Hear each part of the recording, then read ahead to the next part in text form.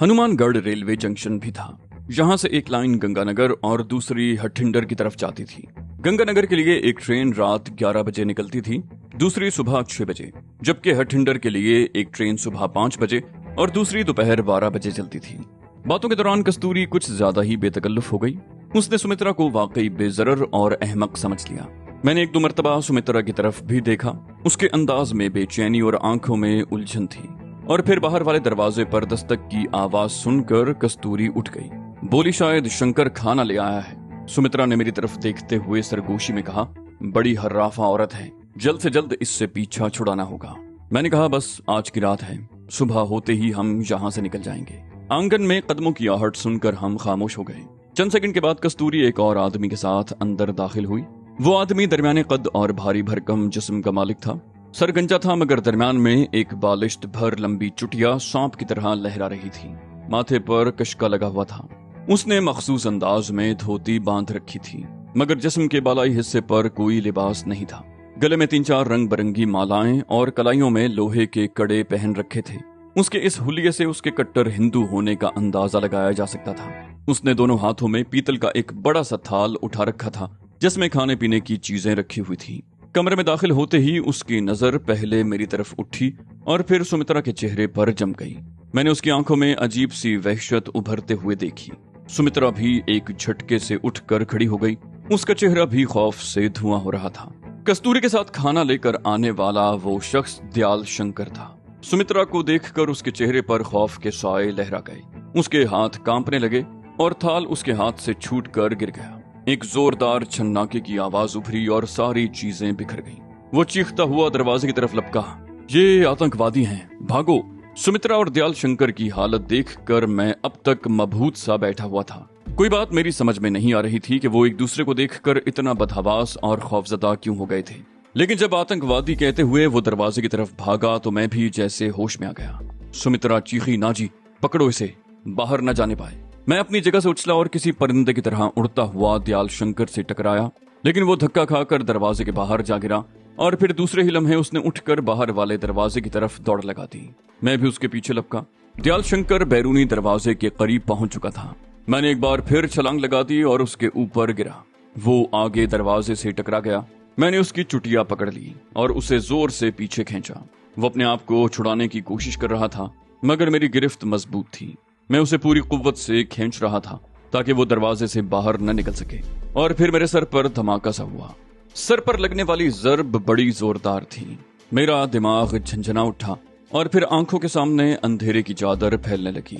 उस वक्त मेरे डूबते हुए जहन में सिर्फ एक ही ख्याल उभरा, अगर मेरे हवास मुख्तल हो गए तो हम कस्तूरी और दयाल शंकर के रहमो करम पर होंगे और जाहिर है ये लोग हमें पुलिस के हवाले कर देंगे। एक मर्तबा पुलिस के शिकंजे में आ जाने के बाद बच निकलना मुमकिन नहीं था। कस्तूरी मुझे अय्याशी की नीयत से यहाँ लाई थी। उसने सुमित्रा को भी बर्दाश्त कर लिया था और हमारे लिए खाना मंगवाया था। खाना लेकर आने वाला दयाल शंकर था। सुमित्रा और दयाल शंकर पहले ही एक दूसरे को जानते थे और दयाल शंकर हमें दहशतगर्द कहता हुआ चीखता हुआ बाहर की तरफ भागा था। सुमित्रा भी अगर मुझे चीख कर उसे पकड़ने को न कहती तो शायद वो मकान से बाहर निकल चुका होता, लेकिन मैंने उसे बैरूनी दरवाजे के करीब जा लिया और फिर मेरे सर पर वो जोरदार जरब लगी जिससे मेरा दिमाग झंझना उठा। मैं सर को जोर जोर से झटके देने लगा। मैं अपनी कोशिश में कामयाब रहा। आंखों के सामने छाने वाली तारीकी छटने लगी। मेरे हवास बहाल होने लगे। दयाल शंकर अब भी मेरे नीचे दबा हुआ था और शायद कस्तूरी मुझे बालों से पकड़कर ऊपर से खींच रही थी। नीचे दबा हुआ दयाल शंकर मेरी गिरफ्त से निकल गया और वो अपने आप को दरवाजे की तरफ घसीटने लगा। मेरे हवास अब पूरी तरह बहाल हो चुके थे। मैंने अपने आप को कस्तूरी की गिरफ्त से छुड़ाने के लिए कोहनी से उसके पेट पर वार किया। वो कराह उठी, मगर बाल उसकी मुट्ठी ही में जकड़े रहे। मैंने कोहनी से एक और जरब लगाई। इस मर्तबा कस्तूरी ने मेरे बाल छोड़ दिए और फिर दूसरे ही लम्हे सुमित्रा ने कस्तूरी को पकड़कर मेरे ऊपर से खींच लिया और उसे घसीटती हुई कमरे की तरफ ले जाने लगी। दयाल शंकर अब भी अपने आप को घसीटने की कोशिश कर रहा था। मैंने एक बार फिर उसके बालों की चुटिया पकड़ ली और जोर जोर से झटके देने लगा। उसकी पेशानी फर्श से टकरा रही थी। चोट लगने से हर मर्तबा वो चीख उठता। हम मकान के आंगन में गली में खुलने वाले दरवाजे के करीब थे। जिस वक्त हम यहाँ आए थे उस वक्त अगरचे गली सुनसान थी, लेकिन ये जरूरी नहीं था कि इस तरफ से किसी का गुजरना हो। अभी तो शाम हुई थी, ज्यादा से ज्यादा 8 बजे का वक्त होगा। आसपास के मकानों में भी लोग आबाद होंगे। दयाल शंकर की चीखें सुनकर किसी भी वक्त कोई भी आ सकता था और इस तरह हमारे लिए मजीद खतरात पैदा हो सकते थे। धींगा मुश्ती में मुझे जेब से पिस्तौल निकालने का मौका मिल गया। मैंने पिस्तौल को नाल की तरफ से पकड़ा और उसका दस्ता दयाल शंकर की गंजी खोपड़ी पर रसीद कर दिया। उसके मुंह से एक और चीख निकली जो बतदरीज कराह में तब्दील होती हुई खामोशी में डूब गई और उसके साथ ही दयाल शंकर बेहिस्सो हरकत हो गया। मैं एक झटके से उठकर खड़ा हो गया और फिर दयाल शंकर की बगलों में हाथ डालकर उसे घसीटता हुआ एक कमरे की तरफ ले जाने लगा, जहां से धींगा मुश्ती की आवाज और बिल्लियों के गुर्राने जैसी आवाजें आ रही थीं। दयाल शंकर खासा भारी भरकम था। उसे धींगा मुश्ती में मेरा सांस फूल गया और उसे घसीटने में भी मुझे खासी दुश्वारी पेश आई। दरवाजे के करीब पहुंचकर मैंने दयाल शंकर को छोड़ दिया। वो भद से गिरा। उसकी मजरूह पेशानी एक बार फिर फर्श से टकराई। कमरे के अंदर का मंजर दिलचस्प था और सनसनीखेज भी। कस्तूरी और सुमित्रा एक दूसरे से गुत्थम गुत्था हो रही थी। दोनों के लिबास तार तार हो चुके थे। बाल चिड़ियों के घोंसलों की तरह बिखरे हुए थे। वो दोनों मसहरी पर थीं और एक दूसरे को रगेद रही थीं। दोनों के मुंह से बिल्लियों जैसी गुर्राहटों की आवाजें सुनाई दे रही थीं। कस्तूरी के मुकाबले में सुमित्रा अगरचे धानपान सी थी, लेकिन उस वक्त वो कस्तूरी पर भारी पड़ रही थी।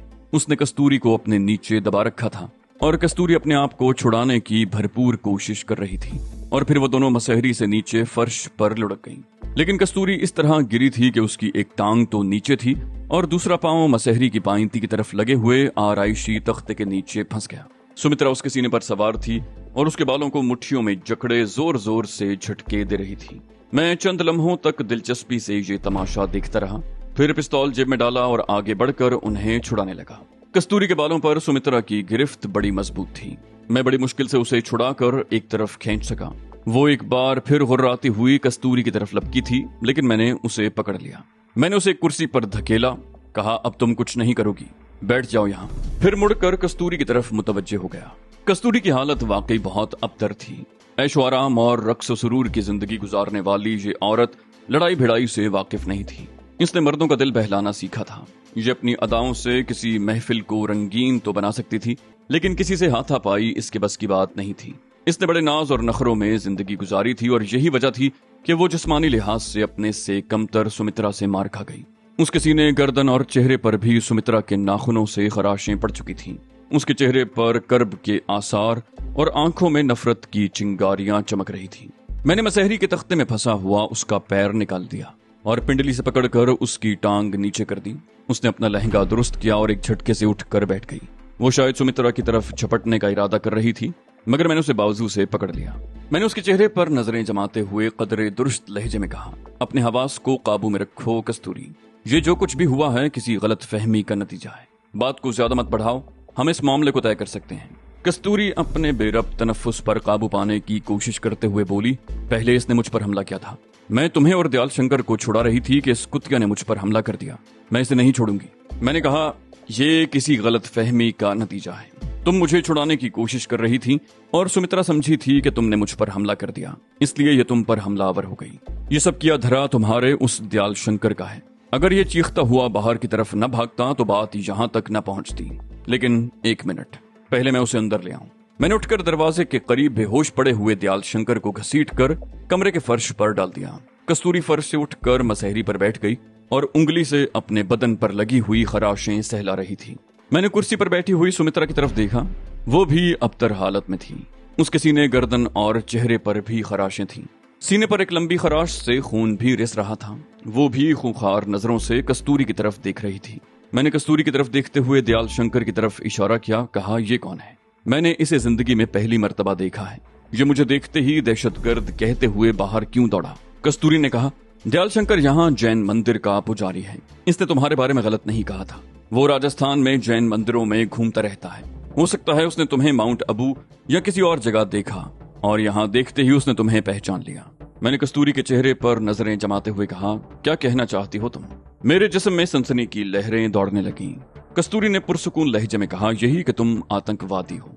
बस मैं तुम्हारे साथ सफर करने के थोड़ी देर के बाद मैंने तुम्हारी बातों से तुम्हारे बारे में अंदाजा लगा लिया था कि तुम अपनी असलियत छुपाने की कोशिश कर रहे हो। मुझे शुबा था कि तुम कोई संगीन जुर्म करके भागे हुए हो। ये बात तो मेरे वहम गुमान में भी नहीं थी कि तुम वही आतंकवादी हो सकते हो जिसने कई महीनों से यहाँ तबाही फैला रखी है और पुलिस को उंगलियों पर नचा रखा है। मगर दयाल शंकर ने तुम्हें पहचान लिया और वो खौफजदा होकर चीखता हुआ भागा और तुम उसके पीछे दौड़े तो मुझे यकीन हो गया कि तुम वाकई आतंकवादी हो। मैंने कहा, क्या मुझे इस इंकिशाफ पर हैरान होना चाहिए? पहली बात तो ये कि बस में सफर के दौरान तुम्हें शुबा हुआ था कि मैं कोई संगीन जुर्म करके भागा हुआ हूँ। कोई भी शरीफ आदमी ऐसे लोगों से दूर रहने की कोशिश करता है जिसका किरदार मशकूक हो, मगर तुम न सिर्फ मुझसे बेतकल्लुफ हो गई बल्कि मुझे अपने घर भी ले आई। कस्तूरी मुस्कुराते हुए बोली, इसलिए कि मेरा शुमार शुरफा में नहीं होता। अगर मैं शरीफ औरत होती तो वाकई तुमसे बेतकल्लुफ होने की कोशिश न करती। मैंने कहा, और अभी तुमने कहा था कि तुम मुझे दयाल शंकर से छुड़ाने की कोशिश कर रही थी, लेकिन तुमने मेरे सर पर जर्ब लगाकर मुझे बेहोश करने की कोशिश की। मेरे बारे में इंकिशाफ होने के बाद तुम्हें तो खौफजदा होना चाहिए था। वो बोली, ये दुरुस्त है कि मैंने तुम्हें दयाल शंकर से छुड़ाने की कोशिश की थी, लेकिन वो जर्ब मैंने तुम्हारे सर पर नहीं लगाई थी। वो चोट तो मैंने दयाल शंकर के सर पर ही लगाना चाही थी, लेकिन तुम्हारा सर जद में आ गया। मैंने बस में तुम्हारी बातों से अंदाजा लगाकर तुम्हें फांसने की कोशिश की थी और मेरा ख्याल था कि तुम भी आम मर्दों की तरह मेरे हुस्न के जाल में फंस गए हो, लेकिन मुझे मालूम नहीं था कि तुम मुझे बेवकूफ बनाने की कोशिश कर रहे हो। मैंने पूछा, तुम मुझे क्यों फांसना चाहती थी? वो बोली, पहली बात तो ये कि मैं तुम्हारी वजाहत से मुतासिर हुई थी और मेरा दिल बेख्तियार ये चाहा था कि कम से कम कुछ वक्त तुम्हारे साथ बसर करूं। और जब तुमने ये बताया कि यहाँ तुम्हारा कोई ठिकाना नहीं है तो मैंने फौरन ही तुम्हें अपने साथ चलने की पेशकश कर दी। कस्तूरी ने जरा भी शर्मो हया महसूस न की। फिर बोली, दूसरी बात, मैं तुमसे एक और काम भी लेना चाहती थी। तुम्हारे बारे में मुझे शुबा हो चुका था कि तुम कोई संगीन जुर्म करके भागे हुए हो और तुम्हें पनाह की तलाश है।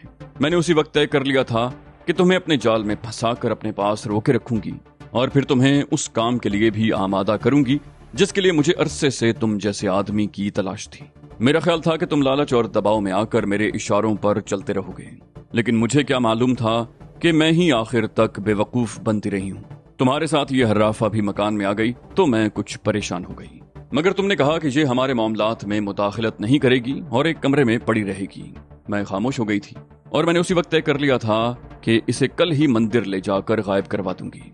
यहाँ के मंदिरों में पुजारियों के रूप में मगरमच्छ रहते हैं जो इस जैसी लड़कियों को सालिम निकल जाते हैं। मंदिर के पुजारी इसे इस तरह गायब करते कि जिंदगी भर इसका सुराग न मिलता। मैंने कहा, जब दयाल शंकर ने हमें दहशतगर्द कहा था तो तुम्हें खौफ महसूस नहीं हुआ? वो बोली, खौफ तो जरूर महसूस हुआ था, मगर मैंने फौरन ही तुम्हारा साथ देने का फैसला किया। मैं अपने काम के लिए किसी मकामी आदमी से भी मदद ले सकती थी। यहाँ के गुंडे और बदमाश मेरे एक इशारे पर मेरे पैर चाटने पर मजबूर हो जाते हैं, मगर मैं उन्हें काबिल एतमाद नहीं समझती। मैं कई मर्तबा पहले भी धोखा खा चुकी हूँ, जबकि तुम्हारे बारे में मेरा ख्याल था कि तुम ऐसा नहीं करोगे क्योंकि तुम खुद जान के खौफ में मुब्तला हो। ज्यादा से ज्यादा ये होता कि तुम मुझे छोड़कर चले जाते और मुझे ज्यादा अफसोस ना होता। मैं यही समझती तुम अपने आप को बचाकर भाग गए हो, मेरे साथ कोई धोखा नहीं हुआ। मैंने उसके चेहरे पर नजरें जमाते हुए कहा, हमारी हकीकत जान लेने के बाद क्या अब भी तुम यही समझती हो कि हम तुम्हें कोई नुकसान नहीं पहुंचाएंगे? कोई भी खतरनाक मुजरिम अपना राज फाश हो जाने के बाद पहले से ज्यादा खतरनाक हो जाता है और वो हर उस शख्स को मौत के घाट उतार देता है जो उसके राज से वाकिफ हो चुका हो। और कस्तूरी ने मेरी बात काट दी, बोली, लेकिन तुम ऐसा नहीं करोगे। अगर तुम मुझे मौत के घाट उतारना चाहो तो मैं तुम्हें रोक नहीं सकती, मगर तुम ऐसा नहीं करोगे इसलिए कि तुम बेवकूफ नहीं हो।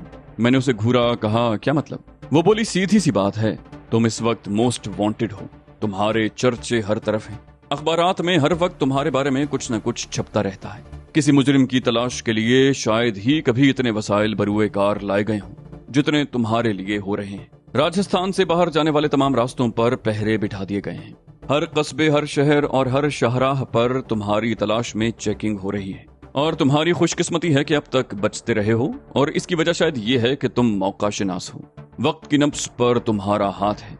हैरत अंगेज तौर पर तुम लोगों का एतमाद हासिल कर लेते हो और इससे ज्यादा हैरत की बात यह है कि तुम्हारे बारे में सब कुछ जान लेने के बाद भी लोग अपनी जान की परवाह किए बगैर तुम्हें पनाह देते हैं। ऐसी सलाहियतें बहुत कम लोगों में होती हैं जो दुश्मन को अपना गर्विदा और हमदर्द बना ले और फिर मौका मिलते ही उनसे पीछा छुड़ा ले। तुम भी ऐसा ही करते हो।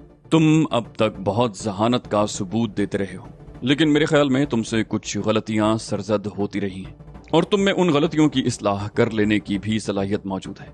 मैंने कहा, हैरत अंगेज, तुमने ये कैसे समझ लिया कि मैं गलतियां भी करता रहा?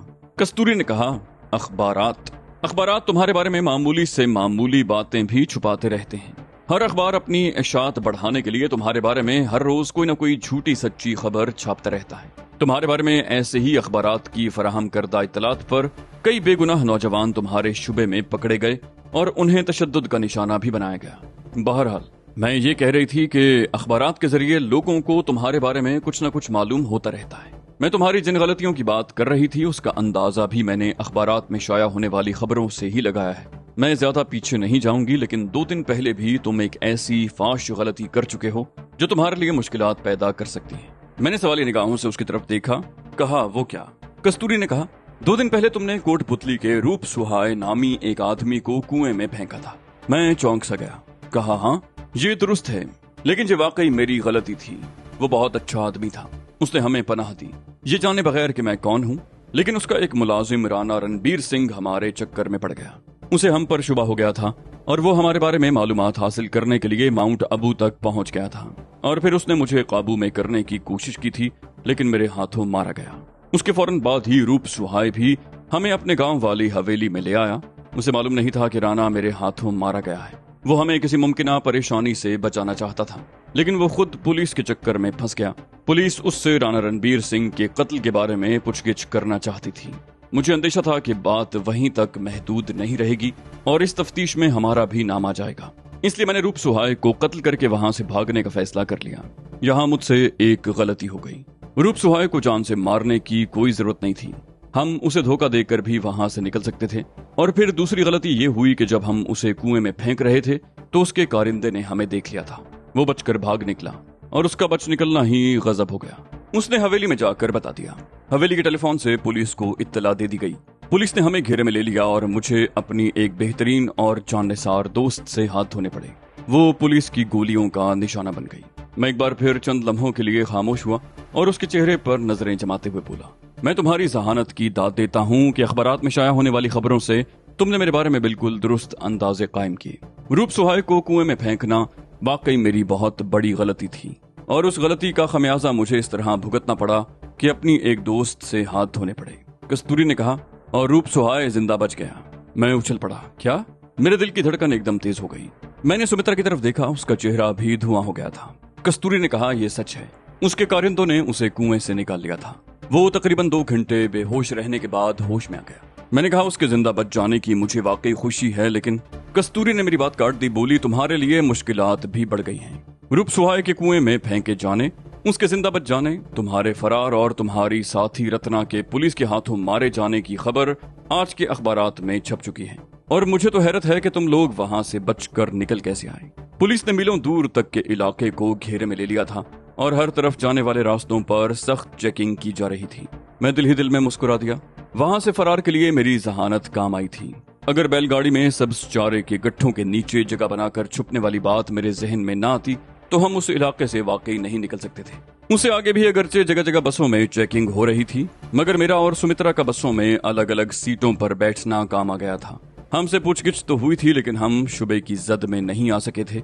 और फिर मुझे चेकिंग करने वाले एक पुलिस वाले की बात भी ज्यादा गई। उसने उकताए हुए लहजे में अपने साथी से कहा था, हम लोगों को तो बिला वजह मुसीबत में डाल दिया गया है। इतना खतरनाक मुजरिम आम मुसाफिरों की तरह बस में सफर नहीं कर सकता। और शायद ये नफ्सियाती अमल भी मेरे लिए मददगार साबित हुआ था। बसों के मुसाफिरों की चेकिंग पर भरपूर तवज्जो नहीं दी गई थी। मैंने असल मौजू की तरफ आते हुए कहा, तुमने अब तक ये तो बताया नहीं कि किस काम के लिए मुझ जैसे खतरनाक आदमी का इंतखाब किया गया था। कस्तूरी ने कहा, वो मैं बाद में बताऊंगी, पहले इसका कुछ बंदोबस्त किया जाए। उसने दयाल शंकर की तरफ इशारा किया। दयाल शंकर अब कसमसा रहा था, वो होश में आ रहा था। मैंने पूछा, क्या बंदोबस्त किया जाए इसका? वो बोली, इसने तुम लोगों को पहचान लिया है, इसका जिंदा रहना तुम्हारे लिए खतरनाक साबित हो सकता है। उसके होंठों पर मुस्कुराहट आ गई। फिर बोली, ये शक्ल से जितना यतीम और मिस्कीन लगता है उतना ही खतरनाक है। मैंने अपना काम करने के लिए इसको आमादा करने की कोशिश की थी।